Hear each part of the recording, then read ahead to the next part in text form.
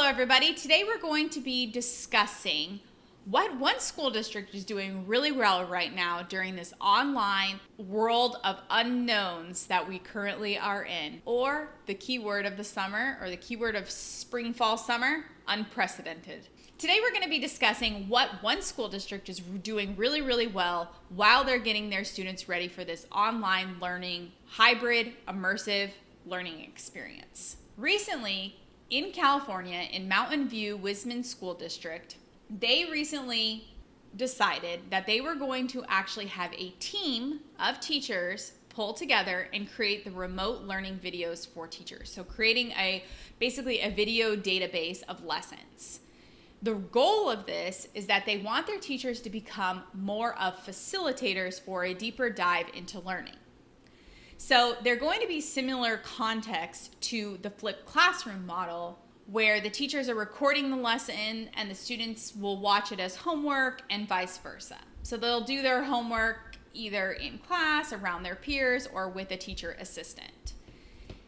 What the superintendent said about this was that he knows that the role of teachers is already so hard. Why are we adding something else to their plates? And I think this is a really good model that we have to really start considering, is that we need to start thinking about our teachers and just the way that we do everything as cohesive teams. We need to take a look from the business model of things and start having those teams. And I've talked about that in several other videos as well. But by doing that, you're giving a more empowerment to the teachers, and you're going to have them feel a greater stake in what it is that they're doing. If we just talk about online learning during this time, 54% of high school students said they were less engaged during distance learning than they were during in-class. And 64% of parents of younger students said the same about their children. Overall, we can see that most kids were probably less engaged. Also, what the superintendent of Mountain View Whisman School District stated was that we're already in a state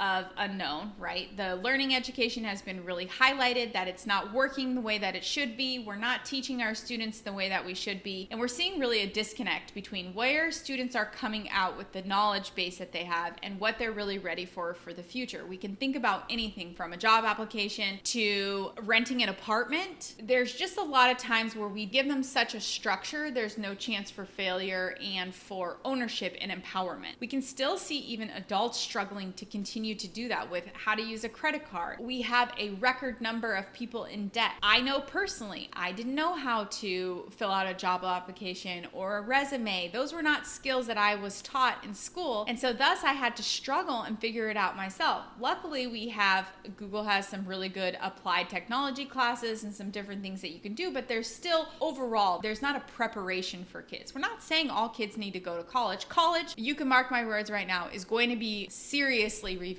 in the way that it works. It's still very old school. There's still just a lot about it that it's not working for kids. And you know, and I know that when you come out of college, you really don't have those necessarily skill sets either for what the job prepares you for. More internship style type of college. That's why a lot of people are going back to trades, doing things in technology, coding academies. Google now has something that you can pay a monthly fee and go through their coursework and come out with a certification. You're gonna see colleges being shaken up. And really during COVID right now, with them not even being able to control if kids are partying, which is what a lot of college is about, socialization, then they're kicked out. We're just going to see colleges rocked here soon. So I hope we're ready for that as well. But the superintendent basically said that he's going to open up a video studio. There's going to be 6 to 8 teachers that are hired specifically to create this online learning videos and for all subject areas. He also was very transparent in saying that there's going to be a lot of bumps in the road. This is just true. I recently read the book Prepared by Diane Tavenner. She is part of the Summit Schools, the public charter school network. She was a teacher and had the same kind of story as me, where she was in the classroom and just felt like the kids were not being really prepared for what it was that they needed. During her work while getting her master's degree, and she basically did a project where she could create her own what would her school look like. So she wanted to do some PBL project-based learning where the students were really being empowered by their learning. We have such a sense of structure that the kids don't know how to fail. Everything is so structured. Just everything that we do, somebody's always telling you what to do, and if not, you know that somebody's going to provide you with a schedule of what to do.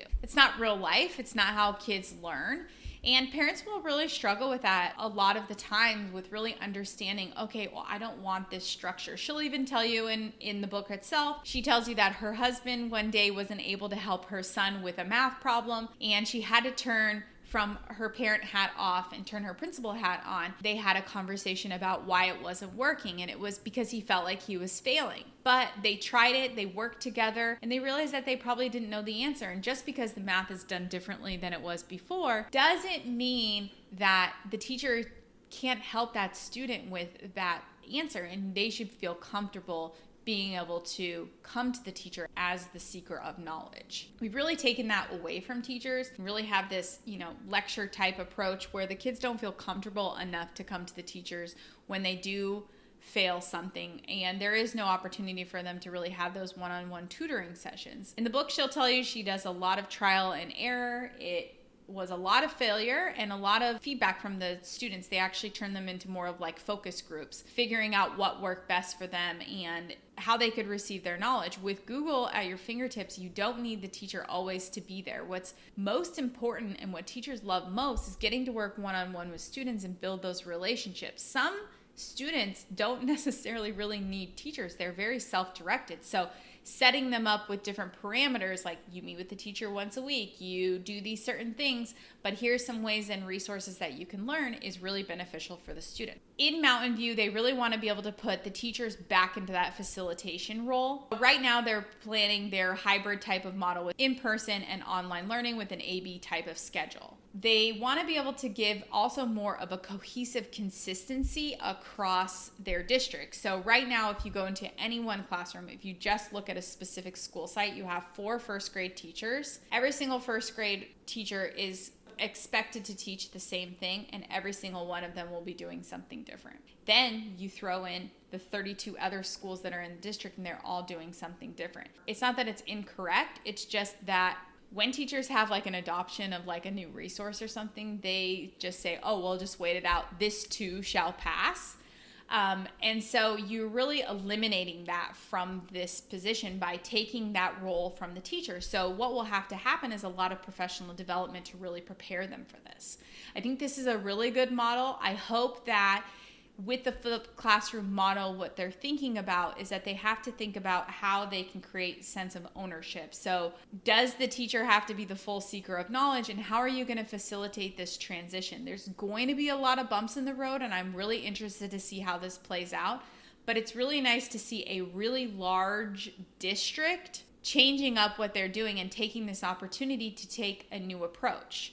Public schools are really in endangerment right now about how they're going to continue learning as they're learning if we don't step up what we're doing in the classrooms to prepare our students for the future. What I took away from what they're doing at Mountain View and from this book that I read from Diane Tavenner was that you really have to flip how education traditionally worked. Kids still want to go to school, they still want to be social, they still want to be with their peers, but you'll be really amazed at what students are capable of when they're put in a position where they can actually own their learning, where they feel they have some sort of a stake. When you just continue moving with this rote traditional model, students really tend to check out and they actually don't really gain as much ownership from it.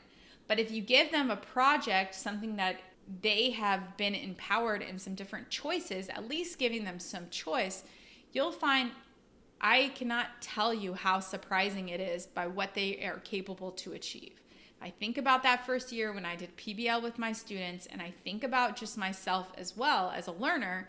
When I'm given a sense of choice and an empowerment to choose, what I end up doing is better work than if somebody just gave me a structured checklist and said, here you go, and I just check off the boxes. I never really evolved beyond that point, and students really never evolve around that point. I'm really excited to see what they're going to come up with and how it's going to work moving forward, but I do really like how the superintendent's taking ownership, he's shutting it down, and he's saying, this is how it's going to be. We're going to set up a recording studio, and we're going to start revamping how it goes. The first year probably, if we're going to be honest, isn't going to go great. Are the kids going to have such a great deficit that they'll never catch up? No. And I think that people also need to understand that from COVID-19. Yeah, there's going to be a slide, but if you create these empowering projects and just empower the students for learning, they'll actually make it up in ways that you'd be surprised by. So Mountain View, my hat is off to you. I'm excited to see what you're going to be doing next.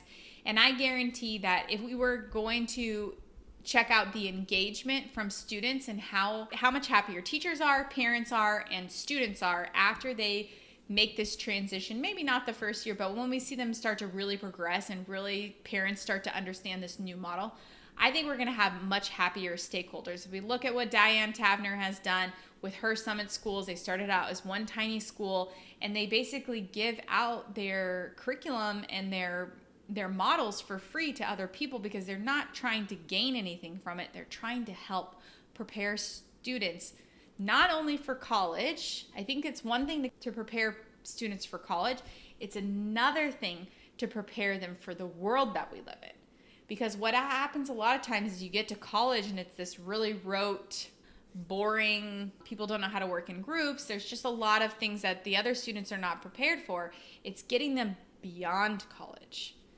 Getting them to college is just one step, or trade school, or whatever it is that they choose to do. It's what comes next. And there's going to be some really remarkable things that are going to start happening from this COVID-19. And I cannot wait, like I mentioned, to see what Mountain View does and to continue to see the work that school networks are doing, like what Diane Tavenner is doing, and how we're starting to see these really big movements of change. The earthquakes are coming. Are you ready? All right, I'll see you guys next time. Bye-bye. Once again, thank you so much for joining me on this journey. My name is Lena Saleh, the EdTech Guru. Remember to like, comment, share, and subscribe, and I will see you guys next time. Bye.